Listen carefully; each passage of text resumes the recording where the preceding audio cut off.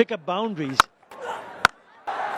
টি-20তে stylish সব shot, চাপের মুখে সাবলীল ব্যাটিং ও ক্যাপ্টেন্সিতে লিটন দাসের জুড়ি নেই। এরই মধ্যে টি-20 সংস্করণে বাংলাদেশের হয়ে সর্বোচ্চ রানের রেকর্ডও নিজের করে নিয়েছেন লিটন। ছক্কা মারা দক্ষতায়ও দেখিয়েছেন মুন্সিয়ানা। টি-20তে সবচেয়ে বেশি ছক্কা হাঁকানোর রেকর্ড এখন এই উইকেটরক্ষক ব্যাটারের। ৭৮টি ছক্কা মেরে টপকে গেছেন সাইলেন্ট কিলার মাহমুদুল্লাহর সর্বোচ্চ ৭৭টি ছক্কা মারার রেকর্ডকে। টি-20তে বাংলাদেশের হয়ে ৩০টির বেশি ম্যাচ খেলা ক্রিকেটারদের মধ্যে এলকেডির স্ট্রাইক রেটও সবচেয়ে বেশি। ১১২ ইনিংসে ১২৬ স্ট্রাইক রেটে রান করেছেন ২৫৫৬। টি-20তে লিটন দাসের অনুপস্থিতিতে বাংলাদেশকে ভুগতেও দেখা গেছে সাম্প্রতিক সময়ে। নেতৃত্বের গুণাবলীর সাথে ধারাবাহিক পারফরম্যান্সে টি-20তে অবিচ্ছেদ্য অংশ হয়ে গেছেন লিটন। এশিয়া কাপে চোটে পড়ে খেলতে পারেননি শেষ দুটি গুরুত্বপূর্ণ ম্যাচ। সেই চোটে খেলা হয়নি আফগানিস্তান সিরিজও। দেশে ফিরেই মাঠে ফেরার লড়াই চালিয়ে গেছেন নীরবেই। তবে ঘরের মাঠে ওয়েস্ট ইন্ডিজের বিপক্ষে ওয়ানডে সিরিজে ফেরা হয়নি লিটন দাসের। তবে স্বস্তির খবর,